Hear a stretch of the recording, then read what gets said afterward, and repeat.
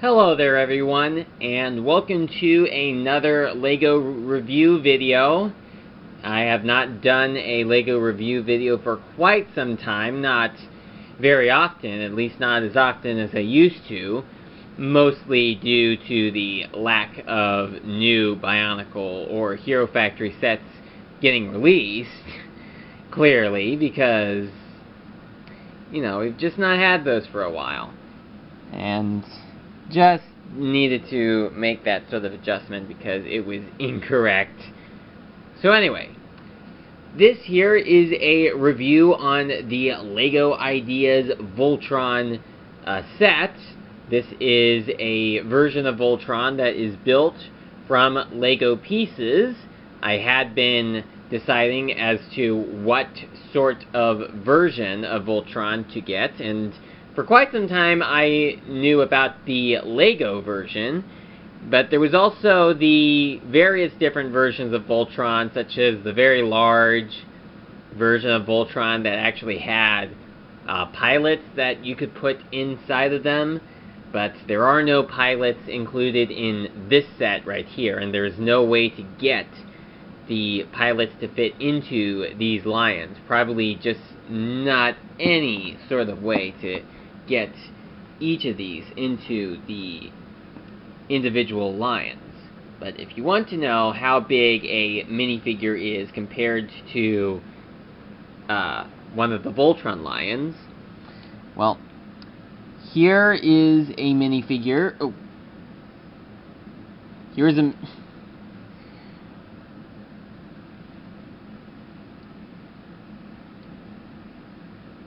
Well, that's pretty much a minifigure. A normal minifigure is compared to the size of an individual lion. I will do a comparison between the size of a minifigure and the full Voltron.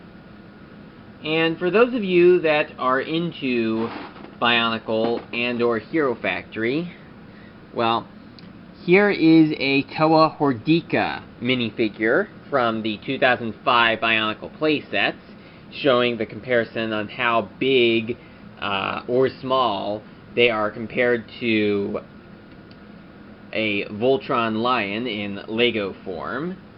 And then for the 2006 minifigures that came out, here is a Toa Inika minifigure, and there's how big that is compared to a Voltron lion. And then, if you want to know how big a Hero Factory minifigure is compared to a individual lion, there's that. So, pretty much a very huge difference when it comes to the size of each of these. You know, how big the lions are compared to a minifigure. And I will do a side comparison with, you know, some sort of Bionicle figure when I get the full thing set up. And I'm starting the review with looking over the individual lions because I think that it's worth looking over the individual lions first and then looking over the full Voltron. I have actually built the full Voltron a couple of times since building all of the individual lions, but for the sake of starting this review video, I'm looking over the individual lions first. Now, to give a little detail in regards to what exactly Voltron is, it was this 1980s cartoon series that came out, and it was adapted from a Japanese anime series entitled Beast King Go Lion. So it was basically just trying to make an American version of Beast King Go Lion, with redubbing the footage, well, redubbing over the footage, but also bringing in some new dialogue and some new background music, as well as quite a lot of censorship that happened because of how violent the original Go Lion series was. as well as having to censor out quite a few deaths that had occurred, particularly for one of the original pilots of the Lions. But I will get into more detail about that when I look over each of these individual lions here. Now, another thing to point out about each of these lions is that they do happen to all have numbers. The black lion is number 1, red is 2, green is 3, blue is 4, and yellow is 5. Now, the numbers of each of these lions were not present in the original Go Lion series, and obviously there were not numbers on any of the lions in the actual show. I've also noticed that the yellow lion's tail is actually folded in the way that it is in the full Voltron mode, so just went ahead and quickly fixed that, but I will be folding it back up for when I combine them all together to create the full Voltron. But anyway, the numbers were not present in the original Japanese series. The numbers were present on the American toy releases under the Voltron name, not the Go Lion name. So, what LEGO actually did was include a sticker sheet so that fans could choose whether or not to use the numbers. I went ahead and used the numbers because I thought that the numbers looked pretty cool, but some fans may choose not to use the numbers on the individual lions. But, you know, the sticker sheet was added to give people the option whether to use them or not use them, and I personally chose to go ahead and use them because I figured that it would make the lions look that complete. Although you could still go ahead and neglect to use the numbers, and the lions themselves and the full Voltron would still look complete, but I just thought that they would really look complete with the numbers added onto them. But it's your choice whether you want to use the numbers or not. I personally chose to go ahead and use them. Now, starting things off, here is the black lion, which is the biggest of all of them. And it is... oh, I also did not fold the tail back for this one. But yes, this is the biggest of the 5 lions, because this is the torso and head of Voltron. Now, going by order of the instructions, this is the lion that would be built last, but this was actually the first one that I started work on building. You can pretty much build the lions in any order that you want, whether it's the order of how the instructions tell you, or the order of what numbers they each have, or just build them in no particular order. I personally chose to build the lions in numerical order based upon what numbers they have on the sticker sheet. And since the black lion is lion number 1, I chose to go with building this one first. And building this one alone took me quite a long time. Thank goodness that this is the only lion in the series that is built this big, since, well, obviously, none of the other lions are able to form the main torso and head of Voltron, so they're not as big as the black lion is. Now, to do the combination, you actually have to take off the legs and put them back on, facing a different way for the full Voltron mode. And when it comes to connecting, this section right here, these sections over on the side is what you use to connect the the red and green lions to the arms. This is the shoulder connection point. And then on the legs, there's the connection point where the legs of Voltron connect to, and they actually include the color coding as to what lion you're supposed to connect onto this. Now, it just so happens that the red and green lion can actually fit onto either side of Voltron's shoulders. So you can actually put the red lion on the left and the green lion on the right, even though that is incorrect in that it's actually supposed to be red lion on the right and green on the left. But they managed to make it so that you don't put the blue and yellow lions on the wrong side, because they actually have different connection points on each side, such as having these connection points right here and these right here, and it's reversed on the other side. So that prevents you from putting the blue and yellow lions onto Voltron the wrong way. But for the red and green lion, there technically is no wrong way of connecting them on. You can connect them on either side, but in the show, the red lion was the right arm, and the green lion was the left arm. I'm just pointing out that on this, you can put them on either side, but there is one correct way of doing it. The black lion also happens to have this moving jaw right here. It is one of the 3 lions to actually have a moving jaw. And, you know, the black lion does have the face of Voltron inside of its mouth, because this is the head of Voltron. Putting it up like this, you can see the face of Voltron right here. Although what's funny is that when I did this before, it kind of looked like this was Voltron as a baby. You know, like he's just sitting down, a little baby Voltron just sitting down, and these are his little baby arms. Isn't that kind of funny?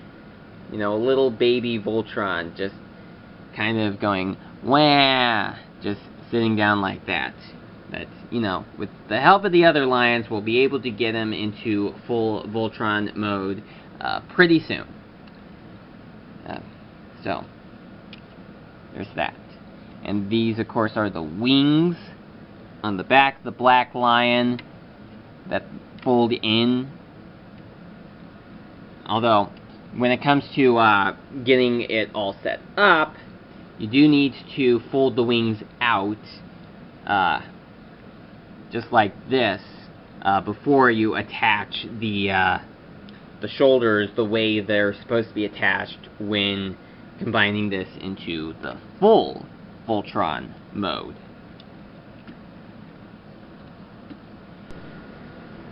Second up is the red lion, and this, along with the green one, are pretty short, and it took a lot less time to build these 2 lions than it did the black one, because they are much smaller, and in fact, they are the smallest of the individual lions, since they form the arms. And in this case, the red lion forms the right arm of Voltron. But as I mentioned before, you can also connect the red lion as the left arm, but in the show, it was the right arm. Now, the red lion just turns his head from side to side, and the same goes for the midsection of the lion. You can also move the tail up and down, and the legs, of course, can be moved, just like this. But that's really all that you have for the red lion as an individual lion. Now, the mouth does not open and close, and instead there's this hole inside of the lion's mouth, and that is where the sword goes for when you have the lion in full Voltron mode. And this lion has the number 2 sticker on its back right here, and this was the second lion that I had built, but I think based on the order of the instructions, this is actually the 3rd lion that they have you build.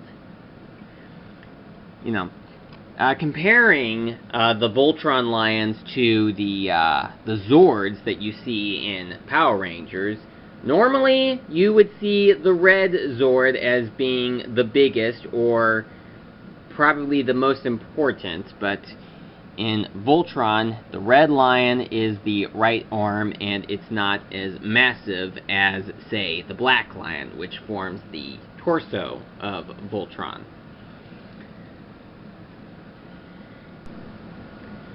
Next here is the green lion, and it is very similar to the red lion. It's the same size as the red lion, and, you know, it almost has the same features, you know, but it's kind of more roundish up on the top here, while the red lion is more squarish. And the green lion happens to have the number 3 on its back, but I think that it's actually the 4th lion that they have you build based on the instructions. But I built the green lion 3rd because it is the, well, it's lion number 3. And much like the red lion, the green lion's mouth does not open at all. It just has a hole inside of its mouth, which is where the shield goes for when you have the lion in full Voltron mode. Now, something that's very interesting is that the instructions, the legs of Voltron, the upper legs, they actually have you build the front left leg the same as the hind right leg, and the same case is for, you know, the other side. But they have you add the legs. Actually, I think the feet are what's added last. But, you know, I really like how the green lion looks and how good of a green color it is compared to the more recent brighter green that we got in later years with the Green Lantern Ultra Build sets and the Generation 2 Bionicle sets. This is the original Mata Green, not the brighter a token green or Green Lantern green, whatever you want to call that shade of green. This is the original standard shade of green, and it's very impressive. Next up is the blue lion, and it is a little bigger than the red and green lion, but it is not as big as the black one. And this is the, well, one of the legs. This is the right leg of Voltron. And the blue lion also rotates its arms forward, and you know, you can pose the legs in any way, pretty much the same. But the head does not rotate at all, but you can open its mouth, just like this. And the yellow lion is pretty much the same deal. Now this lion is the, well, number 4. As you can see, there is a 4 on this lion, but I think this is actually the second one that they have you build based on the instructions. But I built this one 4th because it's number 4. And the story of the blue lion is very interesting compared to the others because there was a change of who was piloting this lion during the series. Because, well, in the original Japanese series, the original pilot of the blue lion was killed during a battle against what we would call Hagar in the Voltron series. But, you know, in Go Lion, the names were completely different, and I don't know all of the Japanese names, but the American name of the witch was Hagar, and the original pilot of the Blue Lion in Voltron, Sven, was injured during the battle. They actually censored out the death that Sven originally would have had. And they actually managed to bring him back later in the series, but how they did that was, in Go Lion, he had a brother who looked identical to him, and they just made them both a single character, so they could actually have Sven return in the series. But he does not return to being the pilot of the Blue Lion. At least not at that point in time, based on the story in Go Lion. They had to work around the fact that in Go Lion, the brother of the original Blue Lion pilot did not resume his brother's position. If they had, that probably would allow Sven to return as the permanent pilot of the Blue Lion. But instead, what happens is that after, well, in Go Lion, as well as Voltron, the Princess Allura, takes over as pilot of the Blue Lion. And she's more well known as the pilot of the Blue Lion because she pretty much was piloting the Blue Lion much more than Sven had, since he only was pilot of the Blue Lion for such a short time at the start of the series, and very briefly later in the series when they went ahead and actually had new footage being made for later episodes of Voltron.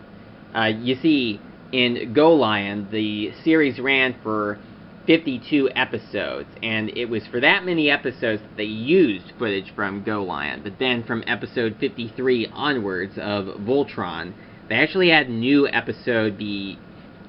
footage being made for new episodes of Voltron, completely straying away from the storyline of Go Lion.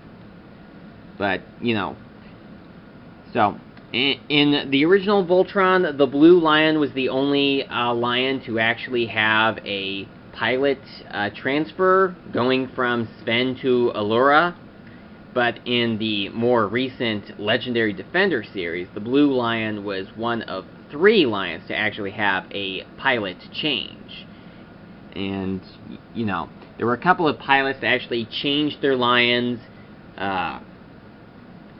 with Keith moving from the Red Lion to the Black Lion, and Lance moving from the Blue Lion to the Red Lion. But in the original Voltron series, Keith was piloting the Black Lion from the start.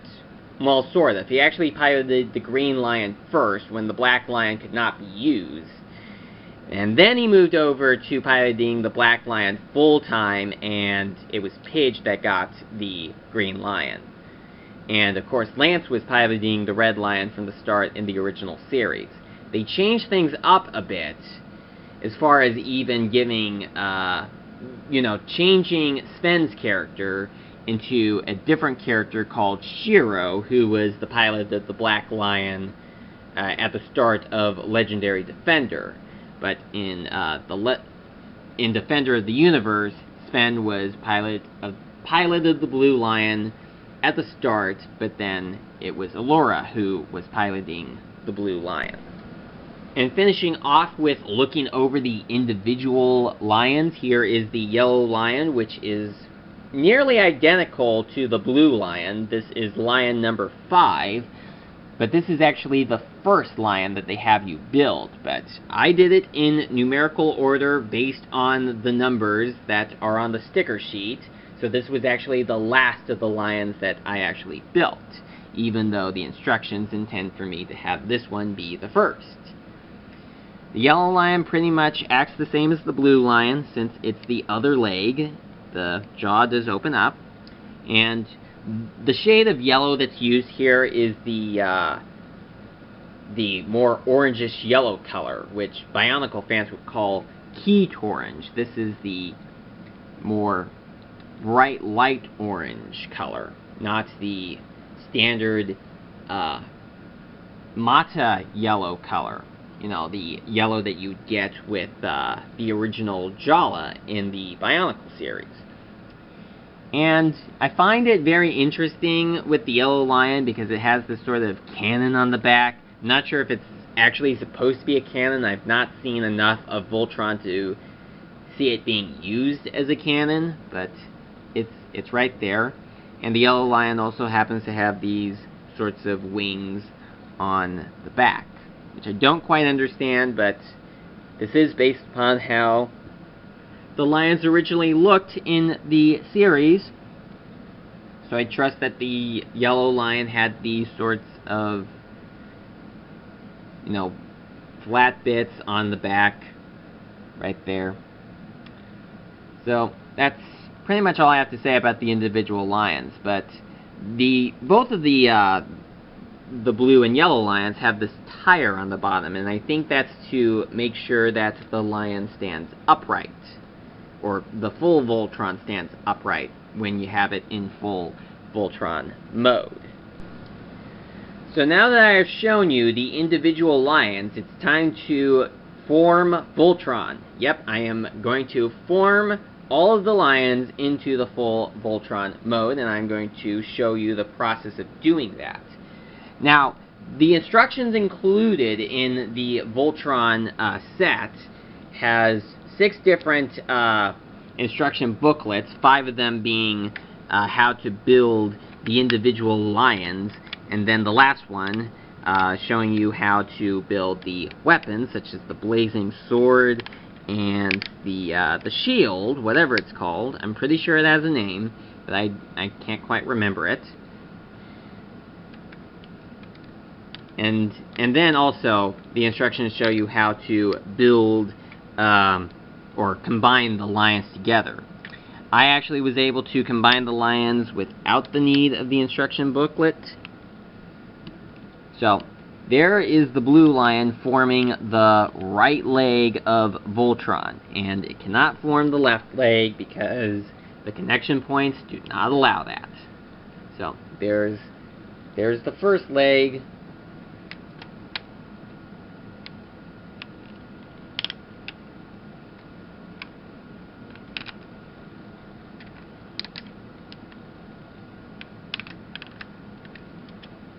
And here is the second leg. 2 legs. Alright, I'm going to put them to the side and then show you the black lion and how that goes into full Voltron mode. So I'm going to turn the wings back this way first, because you need to do that. You also need to fold the tail up on the back.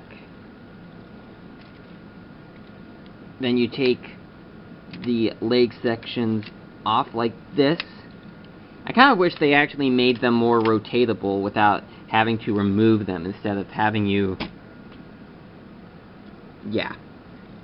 Rotatable without removing them, but you have to completely remove them in order to get the full thing. Now, they actually have multiple different colors inside of each of the lions, which aren't shown, which is kind of strange, but you know, since you don't see that, it does not really affect how the finished robot on the outside looks. Okay, there we go. Oh.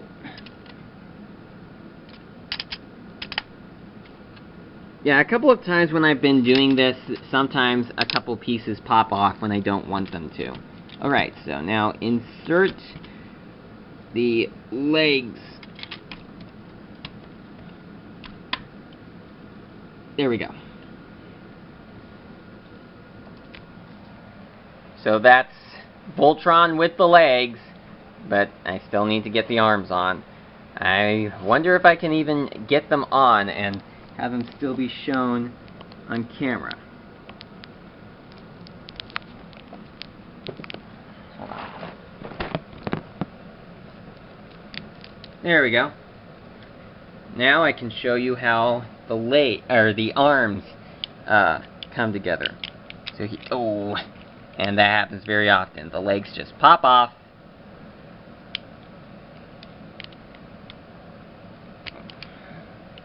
Okay.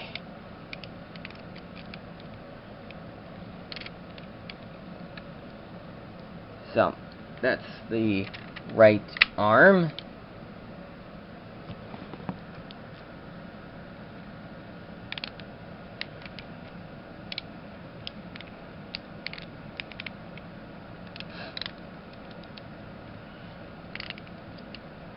And the left arm. Okay, and now to form the head.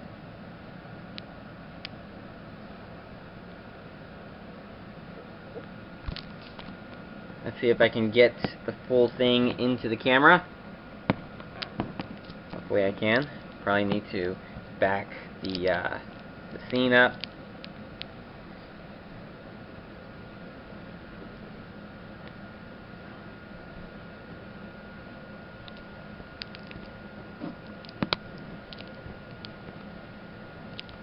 Okay, so there we have the full combined form of Voltron. It's very big and very tall. Now it does of course include a blazing sword and a shield, and I will get those real quickly. So the sword included here, it's, you know, the standard Lego bricks connected onto the sword.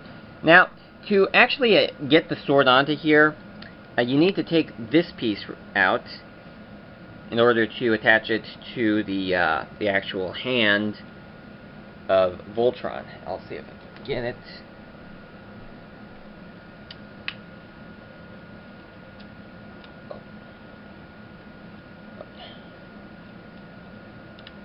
Come on, get in there. There we go.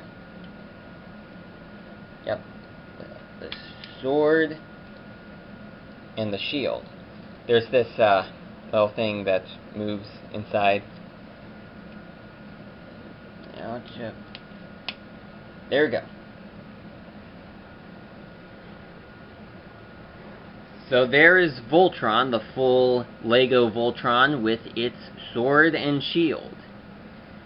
Now as far as how this thing is even able to play out, or how it can be played with, rather, the legs don't really move all that well, since the legs are not designed to move forwards at all. The arms can rotate up and down, just like that, but you know, you can only move them so far out. The head is also able to rotate from side to side, so there's something right there. So now here we are showing how big the full thing is compared to minifigures. Here I have Emmett from the Lego Movie series, a standard minifigure, and then we have a Toa Hordika Bakama minifigure from the Bionicle series, almost the same size, and then we have a minifigure of Jala from the Toa and Nika playset series, just slightly taller. And then we have a minifigure of Surge from the Hero Factory series, which is slightly taller, and very much taller than a standard minifigure. But how big is he compared to the full Voltron?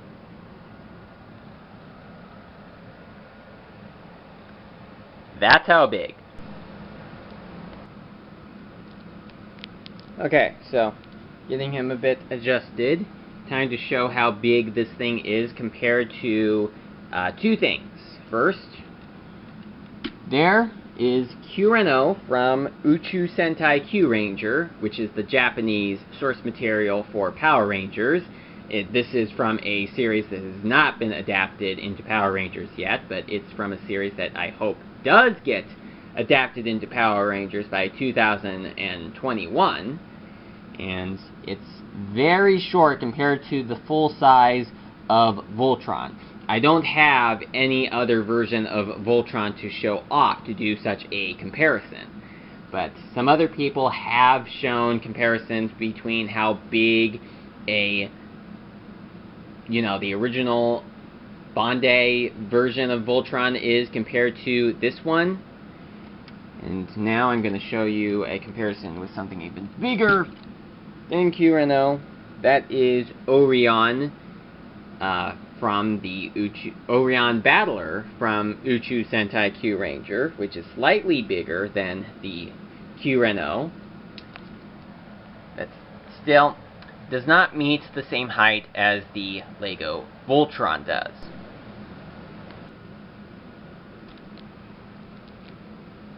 Now, what about how big a Bionicle figure is? Well, I happen to have the biggest Bionicle figure that was ever made. Here we go. Dun dun dun dun dun dun dun dun dun dun dun. Doom. There it is. The Cardus Dragon, which is just a little neck high. Yeah, you can see that the Lego Voltron is almost the same size as the Cardus Dragon, although the Cardus Dragon is a bit thinner. I can actually kind of imagine this being an actual battle that Voltron has.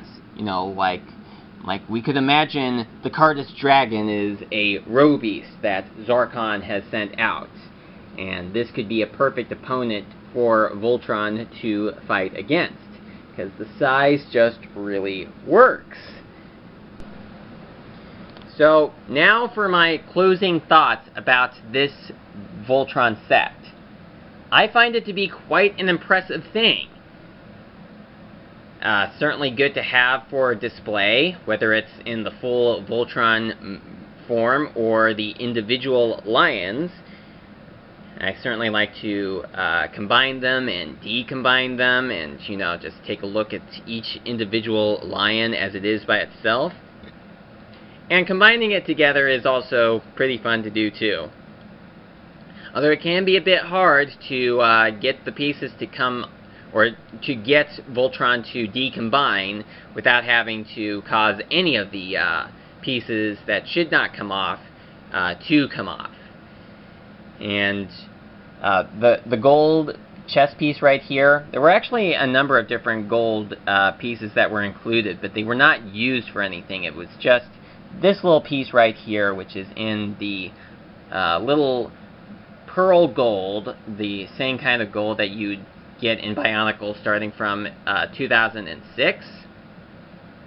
And overall, I think the designer of this Voltron did a pretty good job. There still are quite a few flaws, such as the fact that you have to slightly take the Black Lion apart in order to rotate the different body parts onto the individual lions.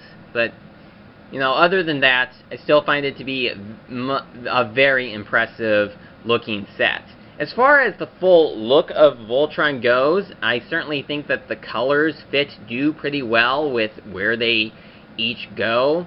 Although I guess it can be kind of distracting to see quite a lot of red on the Black Lion, while there is also another lion that is primarily red anyway. I guess they had to add that extra red onto the Black Lion to pretty much show that even though it's the Black Lion, it is still the leader. It's still quite an impressive job, if I do say so myself. So, that's all I have to say about this one. I do think that it would be cool if they actually also did this with Power Rangers, like maybe do a LEGO Ideas Dino Megazord, which maybe they will do that at some point, and maybe also make it be combinable, and maybe also do a combinable Dragonzord and Titanus.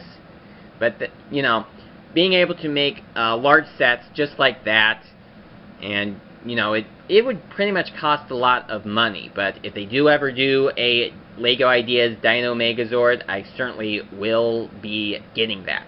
So, thank you so much for watching, and I will see you again next time.